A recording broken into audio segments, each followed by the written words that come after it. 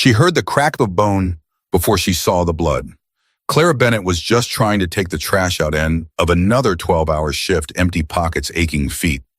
But there he was, a man on his knees in the alley behind the restaurant, 5 men circling him like wolves, expensive shoes on the pavement, a gold ring in the gutter.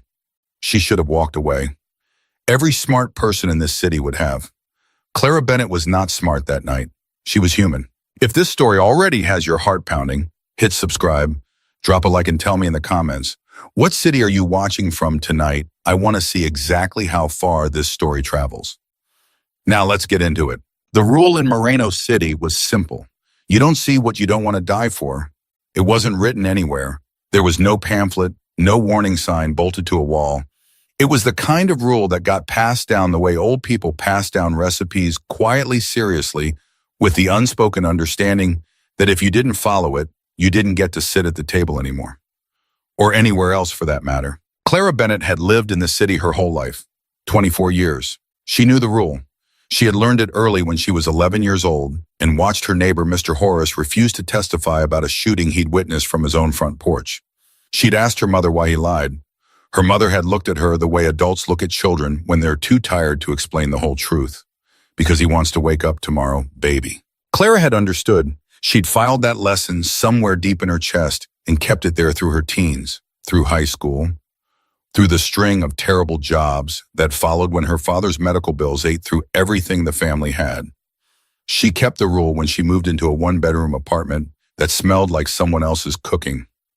She kept it when she started working double shifts at Cafe Navarra, the sort of upscale place that served $20 lattes and played jazz so quiet you could barely hear it over the sound of rich people pretending they weren't bored. She kept the rule every single day, until the Tuesday night in October when she didn't. It was 11:47 p.m. Clara knew the exact time because she just looked at her phone calculating whether she could make the last bus if she ran. Her feet said no. Her bank account said take the bus anyway because the Uber would cost $9 she did not have.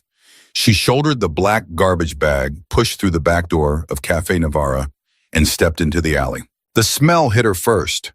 Copper and something chemical like fear had a scent. Then the sounds, the kind that made your stomach go cold before your brain caught up. Dull, heavy impacts. A grunt of pain, low and controlled, the sound of a man who'd been trained not to scream. Clara stopped walking. Her body told her to turn around. Her body was right. She didn't listen to it. She stepped far enough into the alley to see, and what she saw made her press herself flat against the brick wall, the garbage bag dangling from her hand, her breath gone. 5 men, all of them in dark clothing, professional in the way they moved, the way they spaced themselves. This wasn't a street fight. This wasn't a robbery. This was an execution paused just long enough to make the man on the ground understand exactly what was happening to him. The man on the ground was on one knee, one hand braced against the pavement. His suit, and it was a suit she could see that even in the dim light, fine fabric fitted perfectly across his shoulders, was torn at the back. His face was turned away from her. What she could see was that he wasn't begging. That was the part that hit her strangest. 5 men beating a man half to death, and he wasn't begging. He was just surviving, absorbing it, staying conscious through what would have already broken most people. One of the 5 men crouched down to the beaten man's level. He said something in a low voice. Clara was close enough to hear the tone mocking certain the voice of someone who knows the end of the story already. Then the crouched man stood up, nodded to the others, and they all walked calmly out the far end of the alley. Just like that, as if they'd finished a job which Clara realized with a slow, sick certainty they had. She didn't move for 3 full seconds. Then the man on the ground collapsed. Not dramatically, not with a gasp or a cry. He simply ran out of the strength holding him upright and went down sideways, and the sound of it, that quiet final sound, pulled Clara forward before her brain gave permission. She dropped the garbage bag. She crossed the alley in 8 steps. She dropped to her knees beside him and immediately regretted it because the moment she was close enough to see his face, she recognized him. Not personally, not from any conversation she'd ever had, any place she'd ever been, but from photographs. From the way people in this city spoke his name in quieter voices than they used for everything else. From the way her manager, Tony, had once gone pale simply because a black car parked outside the cafe for too long, and someone had suggested it might belong to him. Alejandro Salvatore. The name sat in her mind like a stone, dropped in still water, sending out rings she couldn't stop. Alejandro Salvatore ran more of Moreno City than the city council did. He moved through industries the way a river moves through rock, not by force alone, but by the patience of someone who has already decided where he's going. Real estate, import, transport, and underneath all of it, the other things, the things nobody put in newspapers except the ones who did it once and then didn't do it again. He was not a man you touched. He was not a man you helped.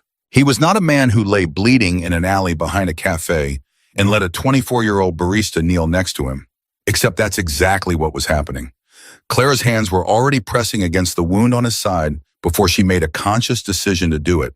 She'd done a first aid course 2 years ago, mandatory for her job. She'd complained about it at the time, never imagined she'd need it, and her hands remembered what her brain was too panicked to think through.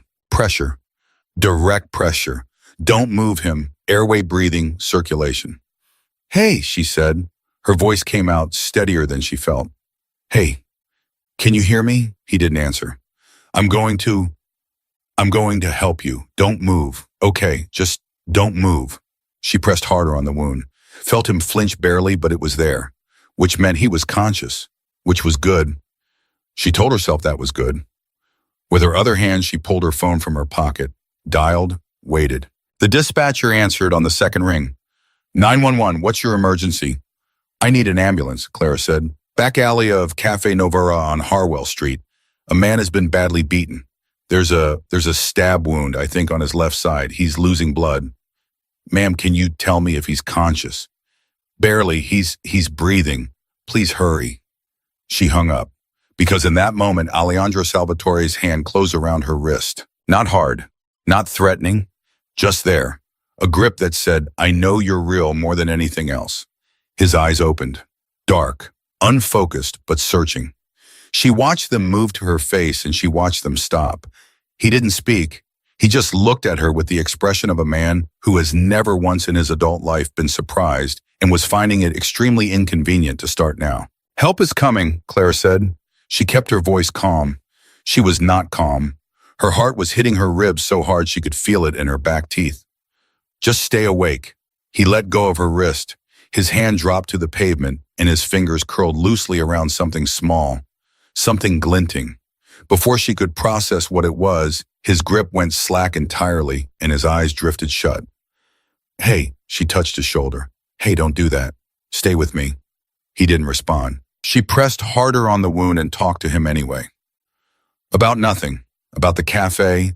About the fact that the last bus was definitely gone now, and she'd have to call her cousin Demi for a ride even though Demi complained every single time. She talked because silence felt like surrender, and she refused to sit in silence next to a man bleeding out in an alley she had no business being in. Somewhere in the middle of a sentence about Demi's driving, she saw it. On the ground beside his loosened hand, a small pin silver simple, the kind a person clips to a lapel. It must have fallen from his suit during the struggle. It lay there with the kind of stillness that made it seem important. Clara picked it up without thinking and slipped it into her jacket pocket. She didn't know why.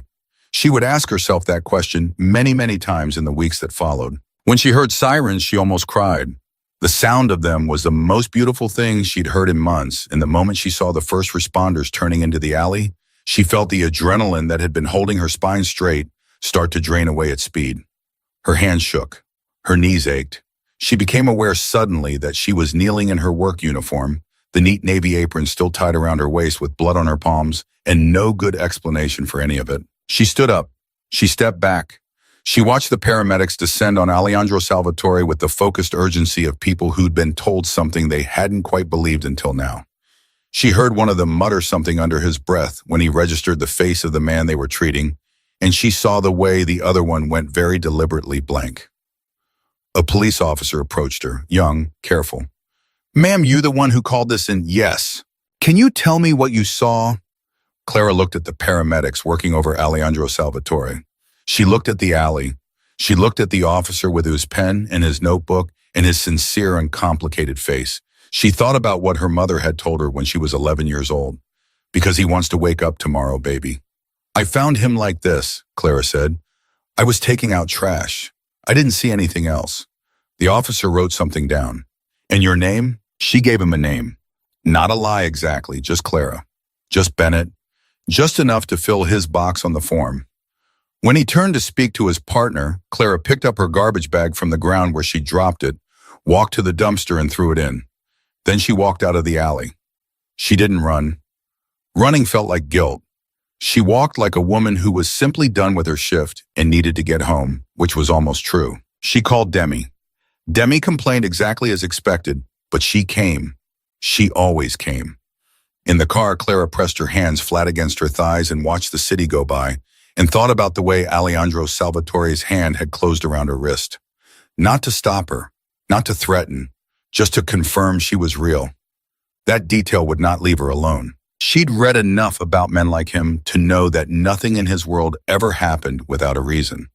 That everything was tracked. Everything was remembered. The men who worked for him didn't file paperwork, they filed everything. She had left blood in that alley. Her knees had pressed into the pavement. Her phone had called 911 from a number that had her name attached to it. You complete, idiot, said the rational part of Clara's brain. He was dying, said the other part. She looked out the window and didn't resolve the argument. She just let it run while Demi talked about her new job and her neighbor's dog and whether Clara wanted to come to dinner Sunday. Clara said yes. She said yes to everything Demi asked that night because she was barely listening, and Demi deserved better, but she needed the warmth of someone else's voice to stop herself from shaking. When she got home, she hung up her jacket. She stood in her bathroom and washed Alejandro Salvatore's blood off her hands. And then she reached into her jacket pocket and took out the small silver pin. She held it for a long time. It was a family crest. She could see that now under the bathroom light, more precise engraved with a design she didn't recognize. Old money or old something else. A legacy compressed into silver. She set it on her bathroom shelf next to her toothbrush and her face wash and her $3.99 concealer, and it looked completely insane sitting there. This tiny piece of something enormous sitting on the most ordinary shelf in the most ordinary bathroom in the most ordinary apartment of a woman who had just done the most reckless thing of her life. She stared at Ed. You should have walked away, she told herself. She already knew she wouldn't have. That was what kept her up until 3 a.m. Not fear, not regret. The knowledge settled and clear in the pit of her chest that if she went back in time and stood at that back door again, she would still cross the alley. She would still drop to her knees. She would still press her hands against the wound of the most dangerous man in Moreno City and talk to him about her cousin's driving until the sirens came. She didn't know what that said about her. She was a little afraid to find out. 3 miles across the city, in a private clinic that didn't appear on any map or any registry, Alejandro Salvatore lay in a bed while a surgeon he'd used before finished closing a wound that had come 6 millimeters from ending 22 years of careful empire building. His second-in-command, Marco Resti, sat in the chair beside the bed. Marco was 43, heavy-shouldered, the kind of man whose face had been arranged by decades of absorbing bad news until it no longer moved when he received it. He'd been with Alejandro since the beginning. He'd been in 3 different hospital rooms like this one, but he'd never seen the look on Alejandro's face when he finally opened his eyes. It wasn't pain. Pain was familiar to both of them. It was something more unsettling. Alejandro's voice was raw but controlled. It cost him something to use it, and he paid it without flinching. We're working on it, Marco said. The Carboni family is the most likely not them. Alejandro turned his head slowly, his eyes fixed on the ceiling. Who called it in? Marco paused. Dispatch got a call. Female. Said she found you. Gave her name as Clara Bennett. Listed her address on the report as how close? Another pause. The cafe on Harwell. The call came from inside the alley. Alejandro was quiet for 30 seconds, long enough that a lesser man might have thought he'd lost consciousness again. Marco did not make that mistake. She stayed, Alejandro finally said. Not a question. Until the paramedics arrived, yes. And then she left. Before the officers could get more than a name, Alejandro's jaw tightened almost imperceptibly. Find out who she is, he said, already on it. Not to touch her. His voice dropped, and in the drop was something that made Marco sit very still. To understand her. Nobody helped me in that alley. The people who work for me, not one of them helped me. A girl who works in a cafe helped me. Marco said nothing. I want to know why, Alejandro said. I want to know everything about why. He closed his eyes again. And Marco Resti, who had watched Alejandro Salvatore dismantle rival organizations and rebuild them as his own, who had seen him negotiate contracts with men who use violence as punctuation and never once lose his advantage, that Marco Resti felt something move through the room that he couldn't quite name. It felt like the beginning of something. He just didn't know yet if it was the beginning of something good. In her ordinary apartment, Clara Bennett finally fell asleep with the light on. She dreamed about nothing. She woke up to her alarm at 6 a.m. and went back to work. She made 27 lattes before noon. She wiped down the counter and restocked the napkin holders and smiled at customers who didn't look at her. And the whole time, every minute of every hour, she felt the weight of the small silver pin in her jacket pocket. She'd put it back there that morning without fully understanding why. She just knew she wasn't ready to put it down. At 1:47 p.m., her manager Tony came into the back room. You see the news last night, he said, not looking up from his clipboard. Clara stilled. No, she said. What happened? Tony shrugged the shrug of a man who'd learned not to be interested in certain things. Somebody found Salvatore's car abandoned off Harwell. They're saying he stopped, changed direction, the way people in Moreno City always change direction when the name got too close. Anyway, nothing to do with us. Right, Clara said. Nothing to do with us. She went back out to the counter. She made 28 more lattes. And 3 weeks later, she was in the middle of making number 29 when she looked up and saw Alejandro Salvatore walk through the front door of Cafe Navarra in a new suit, without a bruise on his face, looking at her like he'd known exactly where she'd be. The cafe had a particular rhythm on Thursday afternoons. Clara knew it the way she knew her own heartbeat, the 1 p.m. rush, the 2 p.m. lull, the slow crawl toward closing where the regulars nursed their drinks and the renters played softer and everything felt manageable. She had spent 2 years learning this rhythm. It was the one thing in her life that felt completely predictable, and she had decided after that Tuesday night in the alley that predictable was what she needed more than anything. 3 weeks. She had almost convinced herself it was over. Almost. She was pulling an espresso shot when the bell above the door rang and the energy in the room changed. She didn't understand it at first, just felt it the way you feel a drop in temperature before you see the clouds. The couple by the window stopped talking mid-sentence. Tony behind the register went the color of uncooked dough. The barista trainee beside Clara, a 19-year-old named Josh, who talked too much and meant, well, literally stopped moving with a pitcher of steamed milk in his hand. Clara looked up. Alejandro Salvatore stood at the entrance of Cafe Navarra, and he looked like he owned it, not in the aggressive way of a man making a point, in the quiet, settled way of a man who owns many things and has simply decided to enter this one. His suit was charcoal gray, perfect at every seam. His face, which 3 weeks ago had been a map of damage, was composed and unmarked, as though that night in the alley had been something that happened to a different man. Except for his eyes. His eyes found Clara the moment she looked up, and they didn't move. Josh, Clara said quietly, finish the shot. Clara, Josh's voice had dropped to a whisper. Is that? Finish the shot. She set down the portafilter. She wiped her hands on her apron. She walked to the counter because her legs were apparently going to carry her there whether the rest of her was ready or not. And she stood behind it the way she stood behind it for every customer, and she said the words. She said 50 times a day. What can I get for you? Alejandro Salvatore looked at her for a moment that lasted considerably longer than it should have. Then he said very calmly, sit down with me. I'm working. I know. His voice was low, not a whisper, just efficient, like a man who had learned that the quieter he spoke, the harder people listened. Sit down with me anyway. Clara felt Tony's presence behind her like a physical pressure. She didn't turn around. I have customers. You have one customer right now. He glanced at the couple by the window who were suddenly very interested in their phones. They'll manage. Tony materialized at Clara's elbow so fast she almost flinched. His voice was barely above a murmur. Clara, take your break. Tony, take your break. The way he said it told her everything. He wasn't protecting himself. He was protecting her in the only way Tony knew how, which was to get her away from the counter before anything happened that couldn't be untrue afterward. Clara untied her apron. She folded it over the counter with more precision than necessary because her hands needed something to do, And then she walked around the bar and crossed the cafe and sat down across from Alejandro Salvatore at the corner table that no customer had ever chosen to sit at before today. He sat across from her. He did not lean forward. He did not loom. He just sat with the ease of a man who has learned that stillness is its own kind of power. And he looked at her, and Clara looked back and refused to be the first one to break. She almost made it. "You're alive," she said. "Yes." Something moved at the edge of his expression. Not quite a smile, more like an acknowledgement. "Because of you. I didn't do anything remarkable. You stayed." He said it simply the way you state a fact about weather. "Everyone else in this city, everyone who knows who I am, would have kept walking.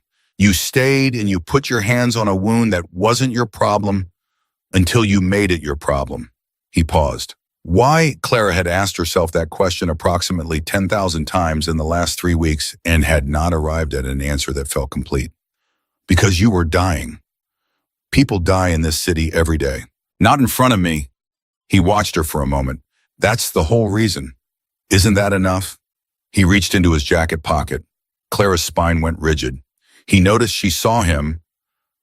Saw something shift in his assessment of her, and he slowed the motion down deliberately, the way you'd slow down around a startled animal, not condescending but careful. From his pocket, he produced a small silver object and set it on the table between them. The pin. Clara stared at it. The air went out of her lungs so cleanly it was almost elegant. "I found my suit when I woke up," Alejandro said. "My people had recovered it from the clinic. They catalog everything. It's a habit of mine. Every item in my jacket, every pocket." He looked at the pin on the table. "That wasn't there when they brought me in." Clara said nothing. "It was in the alley and on the ground. My men went back to check the scene." He looked up at her. "Your knee prints were in the grit next to where I fell. The blood on the pavement showed exactly where someone knelt beside me and applied pressure. And that pin, which has been in my family for 30 years and which I have never once lost, was gone." He tilted his head. "Until I found it in your pocket." "I don't know what you're talking about." "Clara." He said her name like he'd been saying it for years, familiar and unhurried, and it unnerved her more than anything else he had done so far. "I'm not here to threaten you." "Then what are you here for?" "To return what's mine." He pushed the pin across the table toward her. "And to offer what's yours." She looked at the pin. She did not touch it. "I don't want anything from you." "That's what my people told me you'd say." He leaned back. "They ran your background. Rent 3 months behind. Medical debt from your father's hospitalization. 2 credit cards at their limit. A job that pays you $14 an hour for 12-hour shifts." He said it without cruelty, the way a doctor reads a chart. "You're drowning, Clara, and you still didn't take anything from the man bleeding out in front of you." "Picking up a pin isn't taking something." "No," he said, "it isn't." He looked at her with something new in his expression. "That's exactly what I mean." Clara felt the conversation tipping somewhere she wasn't prepared for. She straightened in her chair. "Mr. Salvatore, I helped you because it was the right thing to do. That's the whole story. I don't want a reward, I don't want a favor, and I definitely don't want—" She gestured at the generalized concept of him, "whatever it is you're about to offer." He was quiet for a moment. Then he said, "What if I told you that what I want to offer isn't a reward? Then what is it? A debt paid." His voice didn't change a register, but something in it settled into bedrock. "In my world, Clara, debts matter. They're the architecture of everything. I owe you my life, and I am not a man who carries a debt comfortably." "Then carry it uncomfortably and leave me alone." Something happened in his face then. Not anger, not offense. Something she couldn't name, but felt a quality of attention, a sharpening like a lens bringing an image into focus. He looked at her the way people rarely look at anyone, like she was more interesting than he'd expected, and he was recalibrating accordingly. "You're not afraid of me," he said, not a question. Clara considered lying. "I'm terrified of you," she said instead. "But I'm more tired of being afraid of things than I am afraid of you specifically."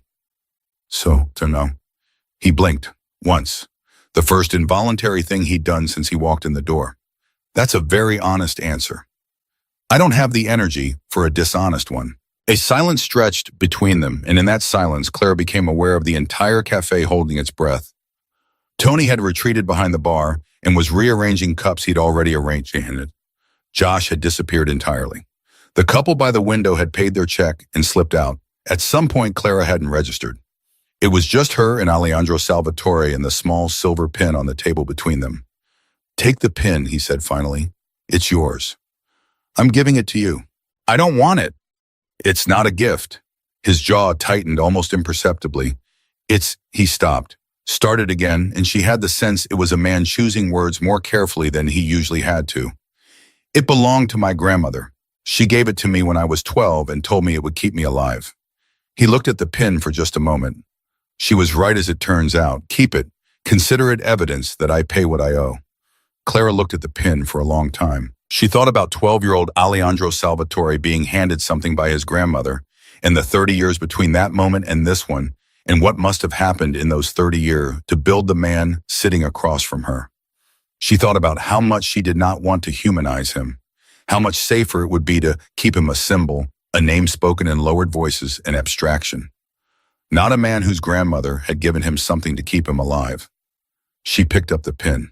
Alejandro Salvatore let out a breath so quiet she almost didn't catch it. "There's something else," he said. Clara closed her fingers around the pin. "Of course there is. I need to know who set me up." The words landed in the space between them and changed its temperature entirely. Clara looked up sharply. "The men who attacked me weren't random," he continued. "They knew my route that night. They knew my security pattern. Someone told them." His voice remained even. "Someone in my organization. And you're telling me this because you were there." He met her eyes directly. "Because you saw them. And before you tell me again that you didn't see anything." He held up one hand. "I know that's what you told the police. I also know that's not entirely true, because nobody stays long enough to press their hands on a stranger's wound and then walks away having noticed nothing." Clara's heart was doing something urgent and unhelpful behind her sternum. "I saw 5 men," she said carefully, "in dark clothing, professional. They left calmly, not running, like they'd finished work." "Any faces? The one who crouched down to speak to you?" She stopped. "Go on." "He had a ring on his right hand, big square set, silver." Alejandro went very still. The quality of his stillness always shifted. It was no longer the stillness of a patient man. It was the stillness of a man who has just been handed a piece of information that rearranges something fundamental. "You're certain," he said. "I was close enough to see blood, Mr. Salvatore. I was close enough to see the ring." He looked at her for a long moment. Then he stood.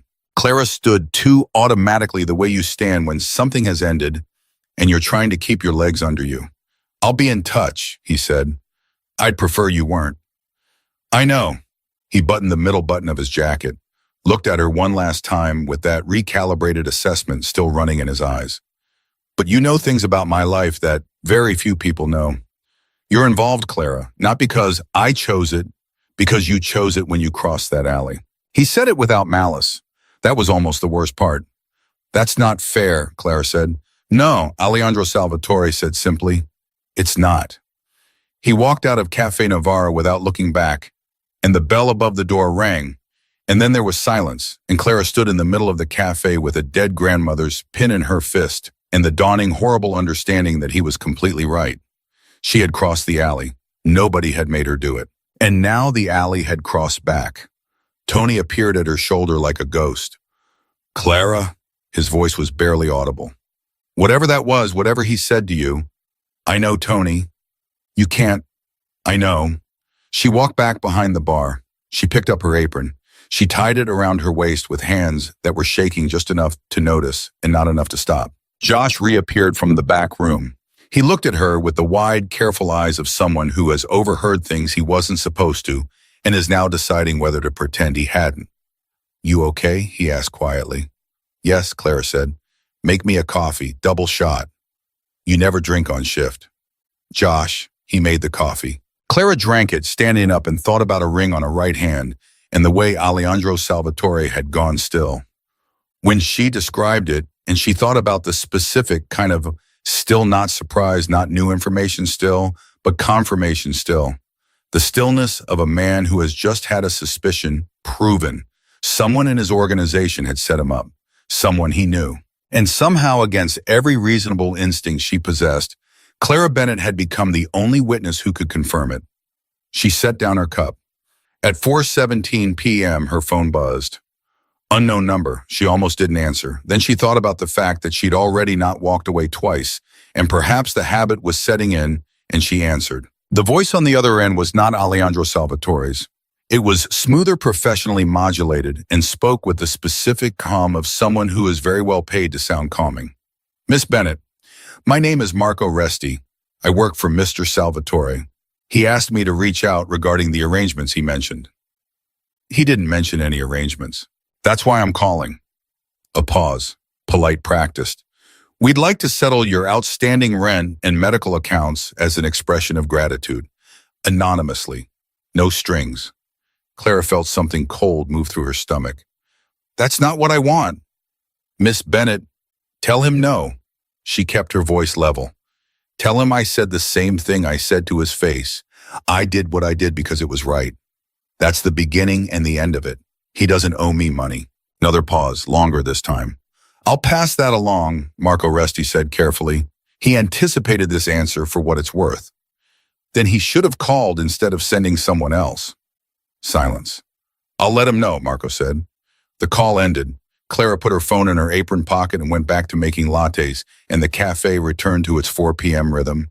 And from the outside, everything looked exactly as it had before Alejandro Salvatore walked through the door. But Clara Bennett had her dead grandmother's pin in her pocket and a name, Marco Resti, in her memory, and the absolute certainty that this city which she had lived in her entire life was not the same city it had been 3 weeks ago.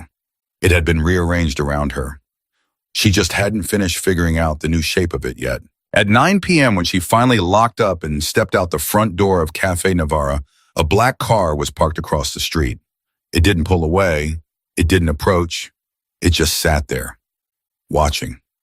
Clara looked at it for 5 full seconds. Then she turned and walked to the bus stop and got on the last bus home.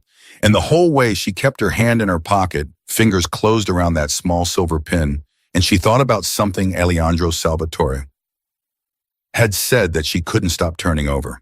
You chose it when you crossed that alley. She had. She just hadn't known standing at that back door with a garbage bag in her hand that crossing 6 feet of pavement could mean crossing into an entirely different life. She was beginning to understand that it could, and somewhere deep beneath the fear, in a place she hadn't expected to find anything at all. Something was awake that hadn't been awake in a very long time. Something that felt against all logic, against every reasonable instinct she owned a little like purpose.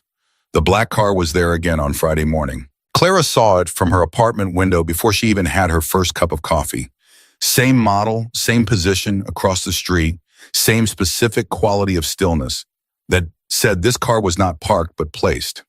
She stood at her window in yesterday's socks and an oversized t-shirt that had once belonged to her father, and she looked at it for a long time and she made a decision. She went downstairs. She crossed the street. She knocked on the driver's window. It rolled down. The man behind it was around 40 broad through the shoulders with the kind of face that had stopped being surprised by anything years ago. He looked at her the way you look at something you were told to watch, but weren't told would come to you. Tell whoever sent you, Clara said, that I can see you from my window, and that if I can see you, my neighbors can see you too. And my neighbors talk, and the last thing I need is people asking questions about why there's a car outside my building. She held his gaze. So either come inside and have coffee like a normal person, or park somewhere I can't see you. Those are the options. The man stared at her for a moment, then he rolled the window up. The car didn't move. But 10 minutes later, when Clara looked out her window again, with her coffee in hand, it was gone.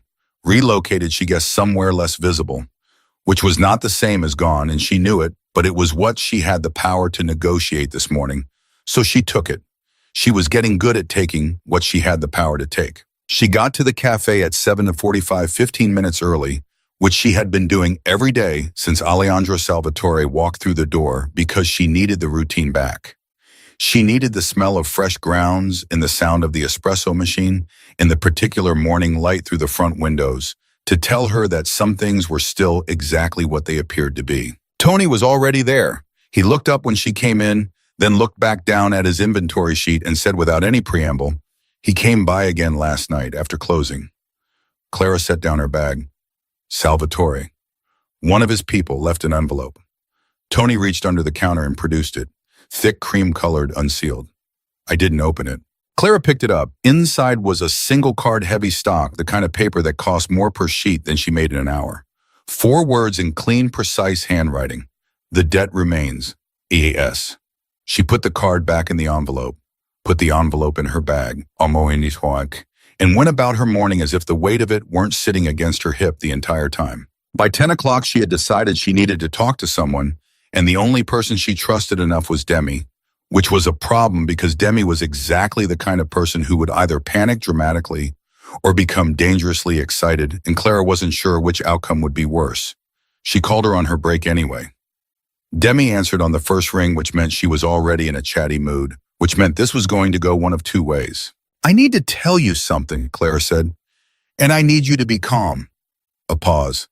That's literally the least calming thing you can say to someone. I know. Be calm anyway, she told her. Not everything, not Alejandro's name, not the ring, not Marco Resti, but enough. A man she'd helped, a man who kept sending cars and cards, a man who seemed to have decided that she was now a permanent fixture in some corner of his awareness. When she finished, Demi was quiet for 4 full seconds, which was a record.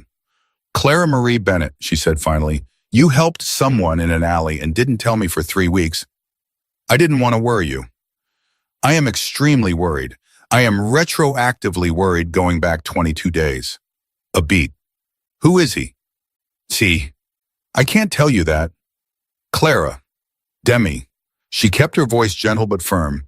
I need you to trust me that the less you know, the better. I'm handling it. You're a barista, no offense. A lot of offense. You know what I mean.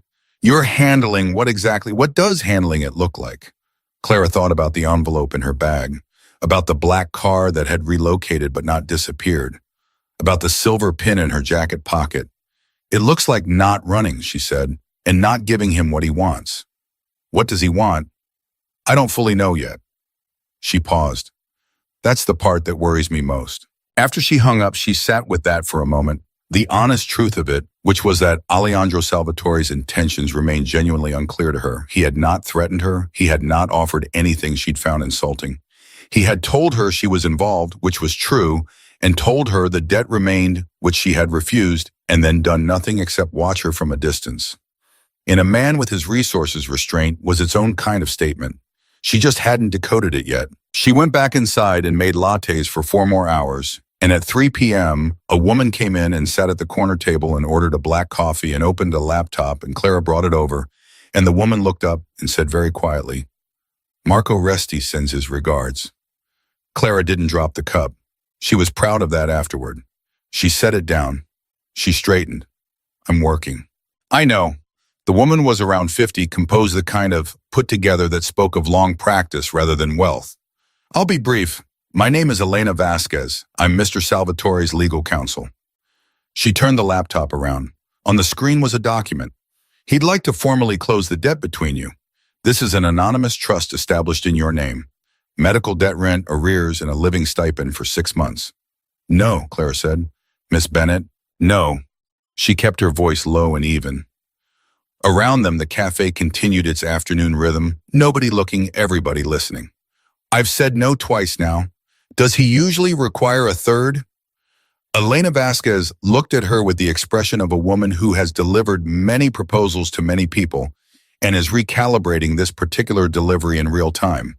He's not accustomed to it, no. Then this will be educational for him. A pause. He said you might say something like that. He keeps saying that. He keeps anticipating me. Something hot moved through Clara's chest. Tell him to stop sending people. Tell him to stop sending cars. Tell him to stop sending notes on fancy paper. If he wants to speak to me, he can come himself. Elena closed the laptop. She regarded Clara with something that might, in different circumstances, have been respect. I'll tell him. Thank you. Clara picked up her tray. Your coffee's on the house. She walked back to the bar, and Josh looked at her sideways and said nothing. And Tony also said nothing, and for once the silence felt like solidarity instead of fear. That night, walking home, she'd stopped taking the bus. The walking helped her think her phone rang. Unknown number. Same one as before. She answered. You told Elena to stop sending intermediaries, Alejandro Salvatore said. His voice was exactly as she remembered it. Low, direct, completely without performance. I told her to tell you that. She told me. A brief pause. You also said if I wanted to speak to you, I should come myself. Yes. I'm outside your building. Clara stopped walking. She was 4 blocks away. She looked up at the street, almost expecting to see him, which was irrational because he wouldn't be standing on a random corner. He'd be exactly where he said. I'll be there in 4 minutes, she said. She walked faster. He was standing outside her building in the dark, in a coat that cost more than her monthly rent, and he was alone, which surprised her so much she almost stopped on the sidewalk. Where's your security? She asked. Close enough. He glanced at the building. May I come up? No. He accepted that without argument. Then we'll talk here. Fine. She crossed her arms. Talk. I found the man with the ring. The words hit her like cold water. Clara felt her whole body recalibrate. Who is he? Someone I trusted. His voice remained even, but there was something underneath it deep and controlled the sound of a man managing something enormous, with enormous effort. Someone who has been in my organization for 11 years. What are you going to do? He looked at her steadily. What do you think I'm going to do? I think I don't want the answer to that question. Probably not. He was quiet for a moment. I came to tell you because you're the one who gave me the confirmation. The ring was enough, it placed him there. It matched what my security footage recovered from 3 blocks away before they disabled the cameras. He paused. Without what you described, the footage alone could be explained away. Clara felt the weight of that settle on her. Without her, he couldn't have been certain. With her, he was. And now something was going to happen to a man with a square silver ring that Clara Bennett, barista, 24 years old, drowning in debt, had made possible. She stopped, started again. I didn't give you that to, I know why you gave it to me. He said it with a directness that shut down the sentence before she could finish it. You answered a question honestly because that's what you do. That's not on you. It feels like it's on me. Then let me carry it. He said it simply. Not as an offer, as a fact, as a reallocation, the practiced way of a man who has spent decades managing the weight of decisions. That's what I do. Clara looked at him in the dark outside her building, and for the first time since this entire thing began, she let herself look at him without the filter of fear or the armor of refusal. She looked at him the way you look at something you're trying to understand at its actual scale. He was tired. She could see it now. Not physically, he was impeccable, recovered and constructed. But underneath the construction, something was worn, and the specific quality of the worn was not recent. This was a fatigue so old it had become structural, the kind you stopped noticing because you'd built your whole life around it. Was it someone you cared about? She asked. The man with the ring. Something moved across his face so quickly she almost missed it. Yes. I'm sorry. He looked at her sharply, like the words didn't compute in this context. Like I'm sorry was a phrase that hadn't been directed at him in so long, he'd forgotten its shape. You're sorry, he repeated. Betrayal is its own kind of loss, Clara said, regardless of what comes after. He was quiet for a long moment. When he spoke again, his voice had changed register barely just a degree, but she caught it. You have an uncomfortable habit of saying things I don't expect. You have an uncomfortable habit of inserting yourself into my life. Fair. The word came out almost dry. Almost, she realized, was something like humor. The discovery that Alejandro Salvatore was capable of something approaching humor felt destabilizing in a way she hadn't prepared for. She pulled her coat tighter. What happens now? To the man with the ring that's handled. He said it with finality that made it clear the subject was closed. To you, nothing changes unless you want it to. I want to go back to my regular life. Then go back to your regular life. He held her gaze. I won't stop you. But she heard the but even though he hadn't said it. But the people who hired the man with the ring know that the attempt failed. They know I'm alive. He let that sentence breathe. They know someone helped me, and they will at some point try to find out who. Clara felt the cold that had nothing to do with the October air. So my regular life has a complication, he said. Through no fault of your own, and through no intent of mine. He paused. I can protect you. I don't want your protection. What you want, he said with patient precision, and what the situation requires may not be the same thing. Don't do that. Her voice came out sharper than she intended. Don't manage me. Don't map out the logic until I have no choice. I've had enough of having no choices. He went quiet, and in the quiet something happened that Clara didn't expect. He backed down. Not physically, not visibly, but something in his posture shifted. Some pressure withdrew, and he looked at her differently. Like she'd said something that registered not as defiance to be overcome, but as information to be respected. Tell me what you want, he said. Not what you don't want, what you actually want. Nobody had asked her that in a very long time. The question caught her so completely off guard that for a moment she had no answer, and the having no answer was its own kind of answer, and she could see that he understood that too. Time, she finally said. I want time to figure out what I want. How much time? I don't know. He reached into his coat pocket, produced a phone, simple, clean, the kind that looked ordinary but probably wasn't.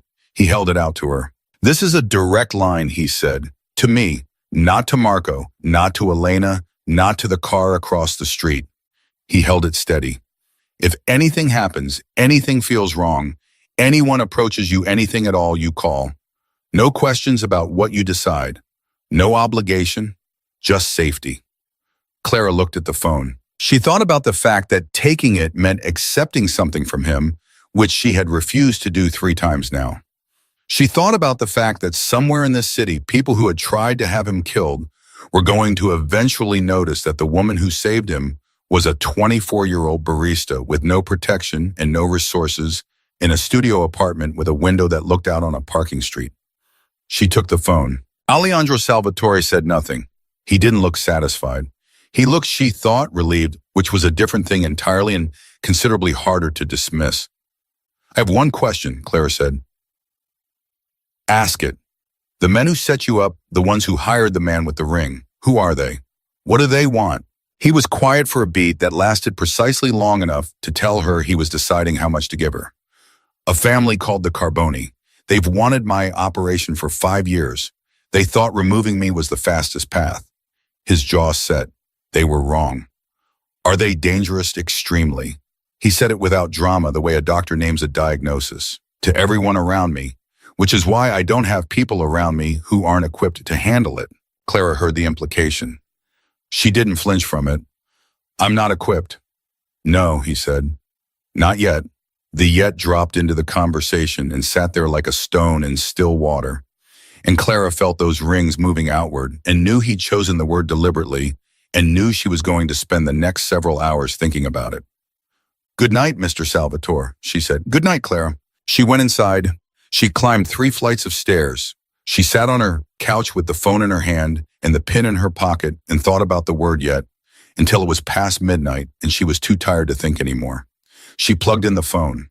She set it on the nightstand next to the silver pin, which was still next to her toothbrush and her face wash and her $3.99 concealer, in which no longer looked insane there. It looked, she realized, like it belonged. That was the part that scared her most. Not the Carboni family, not the man with the ring, not the cars and the cards and the lawyers and the weight of a debt she hadn't asked to collect. The part that scared her most was that somewhere in the last 4 weeks between the alley and this nightstand, something had shifted inside her. Some wall she'd been keeping up since she was 11 years old, and her mother had explained why Mr. Horace had lied. That wall had developed a crack. And Alejandro Salvatore had not put it there. She had. When she crossed the alley, she turned off the light. In the dark, she pressed her thumb against the phone screen, and it lit up, and the only contact saved was a single initial. A. She turned the screen back off. She thought about what he'd said. Not yet. The patience in it.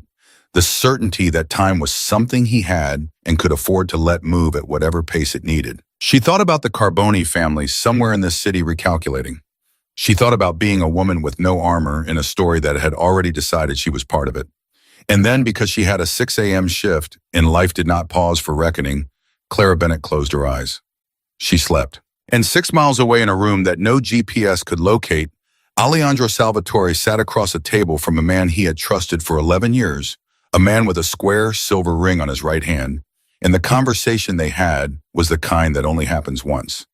She found out about Dante Ricci on a Wednesday. That was the man with the ring. She didn't learn his name from Alejandro. She learned it the way she learned most things about Alejandro Salvatore's world sideways accidentally, through a gap in information that nobody had thought to close around her. She was on her break scrolling through the local news on her phone when she saw the headline buried in the city section between a story about a water main and an article about a school board meeting. Dante Ricci, 44, prominent businessman found dead in his vehicle. Apparent heart attack. Service is private. Clara read it twice. She sat with her coffee going cold and read it twice, and then she put her phone face down on the break room table and stared at the wall for a long time. She had known. She had known what was coming when Alejandro said it's handled. She hadn't let herself hold the knowledge directly the way you don't look directly at something too bright. But she had known. Knowing and knowing were different things. Her hands were steady. That surprised her. She'd expected to feel something violent, nausea or rage or fear. What she felt instead was quieter and more unsettling than any of those. It was the feeling of a line being crossed so slowly you only noticed you were on the other side when you turned around and couldn't see where you'd started. She picked up the phone Alejandro had given her. She typed, "I saw the news." 3 minutes passed. "Then I know." She typed, "I need to talk to you." His response came in under a minute. An address, 7 p.m.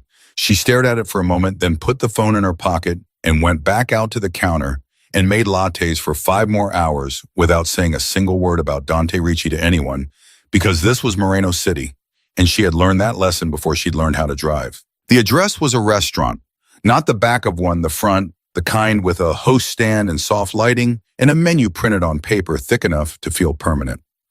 Clara arrived at 7 in her cleanest work clothes, which were clean, but obviously work clothes, and the host looked at her with the careful blankness of someone who has been trained not to register the gap between a guest's appearance and the establishment's standard. "Miss Bennett," he said as if he'd been expecting her, which he had.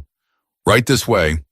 Alejandro was at a corner table already seated, and he stood when she approached, which she hadn't expected, and which destabilized her more than she wanted to admit. He waited until she sat before he sat, and he didn't open with anything about Dante Ricci, and neither did she. And for 30 seconds, they simply looked at each other across a table set with candles. She was determined not to find romantic. "You wanted to talk," he said. "Did you do it yourself?" she asked. No preamble, no softening. She watched his face. "No." "Did you order it?" A pause so precise it was almost its own answer. "He made a choice," Alejandro said. "The consequences of that choice were always going to be what they were. My ordering or not ordering. Don't." She kept her voice low, but it had an edge. "Don't lawyer it. Yes or no?" He met her eyes. "Yes." Clara let out a breath. She'd known, but the yes still landed. She nodded once slowly, the way you nod when you're absorbing something you don't get to refuse. He had a family. Something moved across Alejandro's face. A wife, 2 children. He said it without inflection, which was its own kind of answer about how he had learned to carry these things. They're provided for. They'll never know exactly what happened. That doesn't fix it. "No," he said. "It doesn't." The honesty of that stopped her mid-breath. She had been braced for justification for the cold architecture of his world's logic. Not for agreement, not for the absence of defense. "I'm not going to pretend this is a world I recognize," she said carefully. "The rules here are different from any rules I grew up with. I know. I need you to understand that when I helped you in that alley, I wasn't signing up for this. I know that too." He held her gaze, "Which is why I've never asked you to." "But I'm in it," she said it flatly, "whether I signed up or not. You told me that yourself." "Yes. So what I need from you," she paused, organized the words because they mattered, and she needed them in the right order, "is honesty, not protection, not money, not lawyers. If I'm going to be involved in your world in any capacity, I need to know what I'm actually standing in. No managed versions, no information parceled out when you decide I can handle it." Alejandro was quiet for a long moment. He looked at her with that recalibrating expression. She was starting to recognize the one that meant she'd said something that required him to adjust his model of her upward. "Most people don't ask for more information," he said. "They ask for less." "I'm not most people." "No," he said. "You're genuinely not." He told her about the Carboni family then. more than he'd given her on the sidewalk outside her building. He told her about Lorenzo Carboni, who was 71 years old and had been trying to absorb Salvatore Holdings for the better part of a decade, not through violence that had always been his last resort, but through pressure acquisition, the slow economic strangulation of competitors. The attack in the alley had been a deviation from his usual pattern, which meant the usual pattern wasn't working, which meant Lorenzo Carboni was either more desperate or more dangerous than he'd been a year ago. Possibly both. Clara listened. She asked questions, specific ones, the kind that surprised him by their precision. She asked about timeline, about what the failed attempt would have changed in Carboni's calculation, about whether there were other people in Alejandro's organization who might be turned the way Dante Ricci had been turned. At some point, Alejandro stopped answering and simply looked at her. "What?" she said. "You're thinking tactically," he said. "I'm thinking practically." She picked up her water glass. "I'm involved. You said so. If I'm involved, I'd rather understand the board than be a piece being moved on it without knowing." He studied her for another moment. "Where did you learn to think like this?" "I've been broke my entire adult life," she said. "When you have no resources, you learn to think 3 moves ahead or you don't survive. It's just that my version of survive was smaller than yours." He didn't respond immediately. She could see him doing something behind his eyes, reassessing, reordering the way you rearrange furniture you've lived with so long, you stop seeing it. "The Carboni family's pressure point," he said slowly, "is not Lorenzo himself. He's insulated. His operation runs through his son, Matteo, who is less patient and considerably less careful." "So Matteo is the vulnerability?" "Potentially, yes." "And how does someone get to Matteo?" Alejandro's expression shifted into something she hadn't seen from him before. Not the control, not the assessment, something that looked almost like alarm quickly suppressed. "Clara, I'm not suggesting I do anything." She set her glass down. "I'm trying to understand the shape of the problem. Isn't that what you said you wanted? Someone who could think. I said I wanted to understand why you helped me. You've figured that out by now." A pause. "Yes," he said quietly. "I have. So what do you actually want from me?" The question sat between them, and for the first time since she'd met him, Alejandro Salvatore looked something adjacent to uncertain. It lasted less than 2 seconds. Then he said, "I want you to stop being someone I worry about." Clara blinked. That's not an answer about what you want. That's an answer about what you don't want." He almost smiled. The almost smile did things to his face that she was not prepared to evaluate right now. "You're right," he said. "Let me rephrase." He leaned forward slightly. "I want you to be somewhere that I can ensure you're safe without putting a car outside your window that your neighbors notice. That's still about you managing a problem. Every true thing I want," he said carefully, "is going to sound like me managing a problem, because I have been managing problems for 22 years, and I have forgotten how to want things in any other language." He stopped. Something in that admission seemed to surprise even him. "What I mean is I want you near." The last 3 words landed with a weight entirely disproportionate to their size. Clara did not look away. She also did not respond immediately because the honest part of her, the part that had cracked open a little more every time he had appeared and been something other than what she'd expected, that part had a response that she wasn't ready to give yet. "Near," she repeated carefully. "In my world, near means protected," he said. "It also means he seemed to be choosing, very precisely. It means I stopped losing sleep over whether the Carboni family has figured out who was in that alley." "Are you losing sleep?" She said it genuinely, not as a challenge. He looked at her. "More than I have in years," he said, "and I find that extremely inconvenient." She sat back. She thought about what near meant in the geography of his life, the distances between normal and his normal, the width of the gap she'd have to cross. She thought about her apartment and her shifts and Demi's dinners on Sunday, and the ordinary shape of the life she'd been holding together with the specific, exhausted determination of someone who refuses to let go of something just because it's difficult. She thought about the silver pin on her nightstand. "I want something from you," she said. "Name it. I want to keep my job." He looked at her steadily. "All right. I'm serious. I don't want it paid for. I don't want it managed. I want to go to work and make coffee and have one thing in my life that belongs entirely to me. That's reasonable. And I want to know immediately, not after it's been filtered, when something changes." With the carbonas, with anything that touches me directly. She held his gaze. No more finding out from news headlines. Something tightened in his expression. That was an oversight. Make sure it's the last one. He inclined his head. Done. And I am. She hesitated on the third condition because it was the one that mattered most and the one that cost her most to say. I want you to be honest about what this is, not what it looks like, not how you describe it to your associates, what it actually is. He was quiet for a long moment. The restaurant moved around them, voices, movement, the sounds of a normal evening, and the quiet between them was its own separate country. I don't know yet what it is, he said finally. That's the most honest answer I have. Clara nodded slowly. That's fair. Is it enough? She thought about it seriously, which he seemed to appreciate. He didn't rush her. For now, she said. It's enough for now. They ate. It was surreal, the eating, the ordering, the silverware, the conversation that moved into other territory. Smaller territory, the kind of territory Clara hadn't expected to share with a man like him. He asked about her father, which told her he'd read the file Marco had compiled and was choosing to acknowledge it rather than pretend he hadn't. She told him about the last 2 years of her father's illness, the way debt accumulates not in single dramatic moments, but in the daily cost of small decisions, each one reasonable, on its own, catastrophic in accumulation. He listened with the full undivided attention of someone who has taught himself to absorb information completely and found somewhere in the middle of listening to Clara talk about hospital parking fees and insurance denials that he was not just absorbing information. She noticed him noticing that. Neither of them said anything about it. On the way out, she stopped at the door and turned to face him. The Carboni family, she said. Matteo specifically. Does he know about me? Not yet. When he finds out, he won't. His voice was flat and certain. I've ensured that. How? The 911 call record has been amended.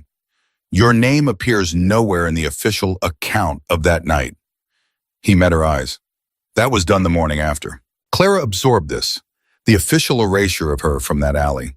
It should have felt like relief. Mostly it felt like another thing she hadn't consented to but couldn't reasonably object to either, which was becoming a familiar sensation in Alejandro Salvatore's orbit. Without asking me, she said, it was protective. It was also a decision about my life that you made without me. He paused. Yes. He said it the same way he'd said yes about Dante Ricci without defense. Just acknowledgement. I'm better at protection than permission. I'm aware of that. Work on it, Clara said. He looked at her for a moment with an expression she was starting to understand was reserved specifically for her, the one that appeared when she said something no one in his world would have said to him. Something between unsettled and underneath it, something that moved like relief. I will, he said. She nodded, started to go, then stopped again.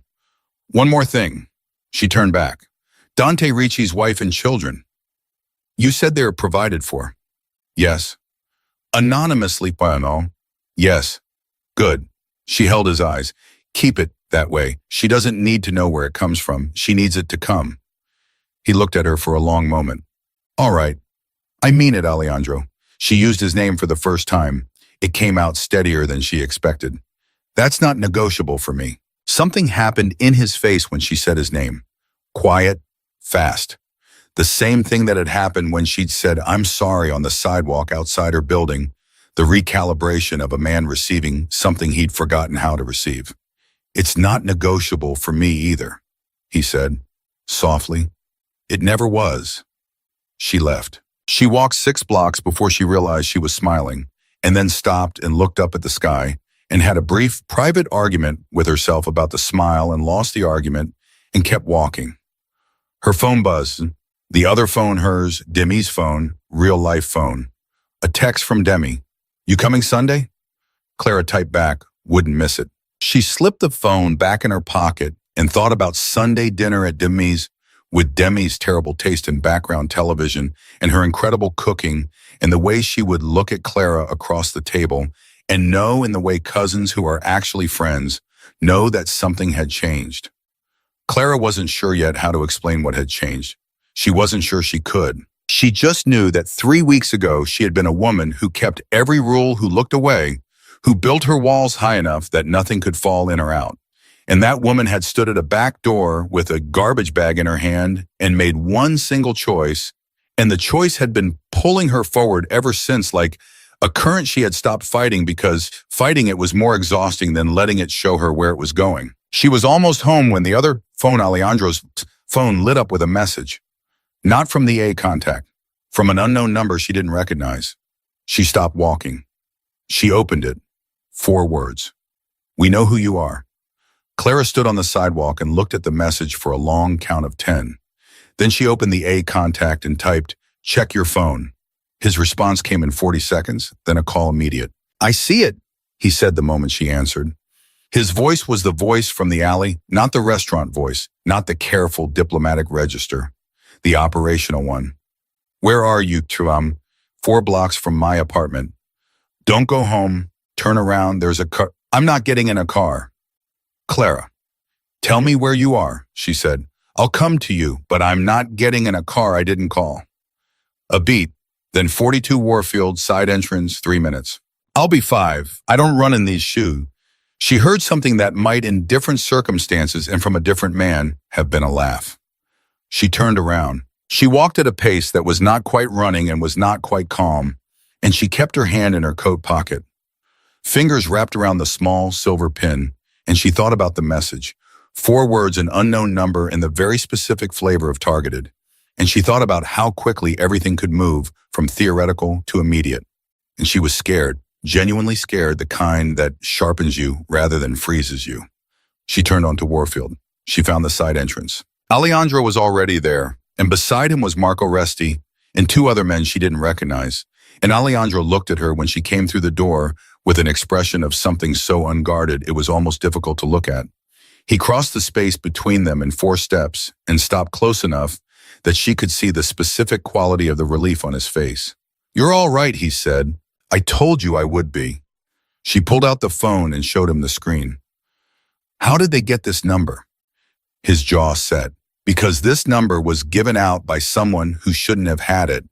Clara felt the room shift. "Someone in your organization, again." Yes. The word came out tight and contained the controlled burn of a very dangerous man keeping himself at a temperature that won't ignite the room. Which means the problem isn't solved. "It means the problem is bigger than you thought," Clara said. He looked at her. "Dante Ricci wasn't alone," she said. "Was he?" Alejandro Salvatore looked at her for a long, still moment, and the answer was written clearly across his face before he said a single word. Dante Ricci had not been alone. There were 2 others. Alejandro told her that night standing in the side room off Warfield Street, with Marco watching from the corner like a man who had accepted that this conversation was going to happen, whether he approved of it or not. 2 other men inside the organization. One had been with Alejandro for 7 years, the other for 4. Both placed carefully, both trusted incrementally, both turned by Lorenzo Carboni through the oldest method available to a man with patience and money. He had simply waited until each of them needed something badly enough, and then he had provided it. "How long have you known?" Clara asked. "About the others since tonight." Alejandro's voice was completely controlled, which meant underneath it something was moving fast and hot. "The message sent to your phone came from an internal server. Marco traced it in 40 minutes, which means whoever sent it is still inside." Was still inside. He glanced at Marco. Past tense as of an hour ago. Clara didn't ask for clarification. She had stopped asking for clarification on certain things because the clarifications didn't change what had happened and only added weight she had to figure out how to carry. She was getting better at choosing what to pick up. "So it's done," she said. "All 3. "The Carboni family still exists," Alejandro said. "Lorenzo Carboni still exists. Removing his assets inside my organization removes his intelligence, but it doesn't remove his motivation." "Then what does he?" Looked at her directly. "Removing his leverage." "What leverage does he have left?" Alejandro was quiet for exactly 1 beat too long. Clara felt it before she understood it. The pause, the specific quality of it, the way Marco suddenly became very interested in the wall to his left. She felt the shape of the answer before she heard it. "Me," she said. Alejandro didn't deny it. "The message to your phone was a test. They wanted to see if you'd run or if you'd call me." Either answer told them something. His jaw tightened. "They know now that you're not just a witness. They know you're—" He stopped, chose the word significant. "To you." "Yes." The words sat between them without ornamentation. Not managed, not wrapped in careful language. Just yes, blunt and real, and the most unguarded thing he'd said to her since they met.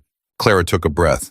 So I've gone from a witness they might get around to leverage they can actively use. In the last 4 hours, yes.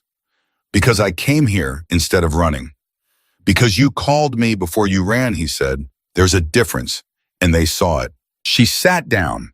Not because her legs were failing, because she needed a moment to think, and thinking while standing felt wasteful. She pressed her hands flat on her knees and looked at the floor and moved through it logically the way she'd learned to move through every crisis that didn't come with a manual. Options, she said. Marco made a small sound. She looked up at him. You have something to say? He looked at Alejandro. Alejandro tilted his head slightly, the go-ahead of a man who has decided to let the room be what it is. Marco looked back at Clara with the expression of someone recalibrating for the third time in a month. Option 1, Marco said carefully. We relocate you. New city, new identity, covered completely. You disappear from Moreno City entirely. No, Clara said immediately. Option 2, he continued as if she hadn't spoken. We provide security at your current location indefinitely, which is visible, which, as you've already pointed out, creates questions. Also no. Option 3, he paused. You come inside. The room went quiet enough that Clara could hear the traffic outside. Inside, she repeated. Into the structure, Marco said. Formally, you become, he seemed to be selecting language very precisely, part of the household, which gives you full security without the visibility problem and removes you as external leverage because you're no longer external. Clara looked at Alejandro. He was watching her with the stillness she knew by now. The kind that meant he was waiting, genuinely waiting, not managing the outcome. That was your option, she said to him. Not Marco. I outlined it, Alejandro said. Marco presented it. Those aren't the same thing. What does inside actually mean? It means you live within my security perimeter, he said. You keep your job as we agreed. You keep everything you've asked to keep. But where you sleep, where you are when you're not parting, that's within reach. Your reach. My protection. He didn't back away from the distinction she was pushing on. I know how that sounds. It sounds like the gilded cage people in stories like mine always end up in, she said flatly, where everything is provided and nothing is owned. Then tell me how to make it different, he said, because I am asking you, Clara, not arranging, asking. She looked at him for a long moment. She thought about her apartment, the smell of someone else's, cooking the window over the parking street, the nightstand with the pin and the phone, and the $3.99 concealer. She thought about what she'd be walking away from, and the honest answer was very little that she'd chosen. Most of it had been chosen for her by debt and circumstance, and the specific arithmetic of being a person without resources in a city that charged you for everything. She thought about what she'd be walking toward. That answer was less clear, and the lack of clarity was the most honest thing about it. I want a door, she said. Alejandro's expression didn't change. Explain. I want a door that I can open from the inside. She held his gaze. Not a lock that keeps things out. A door I can choose to walk out of. If I'm inside, it has to be because I keep choosing to be, not because the outside isn't available anymore. He was quiet. If that's not possible, she said, then option 2, visible security and the questions that come with it. I'll handle the questions. It's possible, Alejandro said. You're certain. I've never kept anyone against their will. He said it with the particular firmness of a man correcting a record he finds important. That is one line I don't cross. There are others you do. Yes. No hesitation. There are others I do, but not that one. She believed him. She had asked herself multiple times over the past weeks whether her belief in him was earned or manufactured by proximity, and she had not found a clean answer. What she had found was that he had told her the truth every time she'd demanded it, had backed down every time she'd pushed back with something real, and had said, I don't know when he didn't know, instead of filling the space with something easier. That wasn't nothing. That was, in fact, the rarest thing she'd encountered in a long time. All right, she said. Marco let out a breath that he'd clearly been holding for several minutes. There are conditions, as she said, looking at Marco now, because some of this needed to be said to someone who would operationalize it rather than just hear it. I tell my cousin Demi, not the details, But she knows I've moved and she has a way to reach me. Demi is not managed, not watched, not followed. She's my person and she stays mine. Marco looked at Alejandro. Alejandro nodded. I keep my shifts at the cafe. If the security situation ever requires I miss work, I'm told why not managed out of it with some excuse. I make that call myself. Agreed, Alejandro said. And she paused. This last one was the one that mattered most and she wanted to say it correctly. I want a role, not a title, not something decorative. If I'm inside your world and I'm thinking about it anyway, which I am whether I want to or not, then I want to actually think about it. With you, as someone whose input counts. Alejandro was very still. I'm not asking to run anything, she said. I'm asking not to be furniture. There's a difference. He looked at her for a long moment. Then he said the Carboni situation, the Matteo angle you identified at dinner. What about it? I've been considering it since you said it. He leaned forward slightly. Matteo Carboni wants his father's operation. He's been waiting for Lorenzo to hand it over for 6 years. Lorenzo won't. Lorenzo is a control architect. He doesn't hand things over, he accumulates. He paused, which means Matteo is frustrated. And a frustrated heir in a family like this is a pressure point, Clara said. A significant one, yes. His expression was the most open, she'd seen it genuinely engaged, not performing engagement. The question is how to reach him in a way that doesn't accelerate the threat. You can't reach him, Clara said. Not directly, he'll see it coming. You need someone he doesn't expect, which requires someone outside my known structure.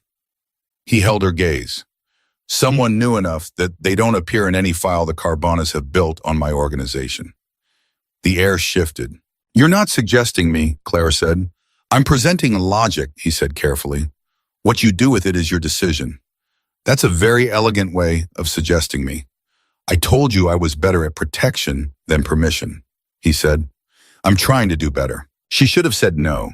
Every version of the girl she'd been a month ago would have said no, with both hands, and backed away from the table. But that girl had been keeping her head down for 24 years and was drowning in someone else's medical bills, and had spent a decade not choosing anything because choice felt like a luxury she couldn't afford.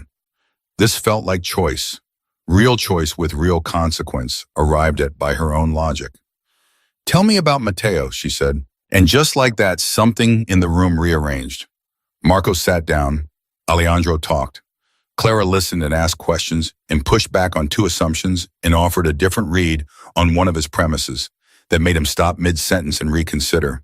And somewhere in the middle of it, she became aware that this was not a briefing. This was a conversation between 2 people thinking through a problem together, and the quality of Alejandro's engagement was not the quality of a man humoring an outsider. It was the quality of a man who had found someone who could keep up. That went on for 2 hours. At the end of it, they had the outline of something. Not a plan. Plans required more information, more time, more pieces. But the skeleton of an approach, and Clara had contributed 3 of its most important bones, and she knew it, and Alejandro knew it, and Marco Resti, who had spent 20 years as the smartest person in most rooms he entered, was looking at her with an expression that had completed its journey from wariness to something considerably closer to respect. I need to call Demi, Clara said. Use the room next door, Marco said, and left without being asked, which told her everything about how thoroughly the evening had shifted. She called Demi at 11 p.m., which Demi forgave, because Demi always forgave her, and she said what she could say, which wasn't an everything, but was enough that she was moving, that she was okay, that things had gotten complicated in ways she'd explain when she could, that she needed Demi to trust her and not ask too many questions yet. Demi was quiet for a moment. Is this about the man from the alley? She asked. Clara closed her eyes. Yes. Are you safe? Yes. Are you? Demi paused, and Clara could feel her choosing the question carefully. Are you okay? Not safe? Okay. Clara thought about it honestly. She thought about the silver pin and the door she'd demanded, and the 2 hours of thinking out loud with a man who'd listened like what she said mattered. She thought about the crack in the wall she'd built when she was 11 years old and how she'd been afraid of it, and how it turned out the light coming through it was not dangerous. I think I'm more okay than I've been in a long time, she said. I know that doesn't make sense. It makes a little sense, Demi said quietly. Sunday dinner still stands? Sunday dinner always stands. She hung up. She stood in that room for a moment, in the specific quiet of a decision that's been made and landed and settled, and she let herself feel the weight of it without trying to reframe it into something smaller. Then she went back. Alejandro was standing when she returned. Marco had gone. It was just the two of them, and the room was quiet, and he looked at her across it with an expression that was entirely unmanaged, not performing calm, not constructing composure, just looking at her. "You stayed," he said. It echoed the alley. She knew he meant it too. "I stayed," she said. He crossed the room. He stopped in front of her close enough that she could see all the things his face usually kept in reserve, the fatigue she'd noticed at the restaurant, the long weight of a life lived in a language that didn't have a word for rest. Close enough that she could see the moment he decided not to manage whatever was on his face. "I need to tell you something," he said, not as a tactical update, not as a condition or an arrangement. She waited. "I don't know what this is yet," he said. "You were right that I said that, but I know that when that message came through to your phone tonight, what I felt was not about logistics." He held her gaze without flinching. "I'm not built to say this easily, so I'm going to say it plainly and only once, and you can do whatever you want with it." Clara's heart was doing something she was not going to examine right now. "You are the first person in 22 years who made me feel like the weight was something I could set down," he said. "Not carry differently. Set down." He paused. "I don't know what to do with that, but I know it's true."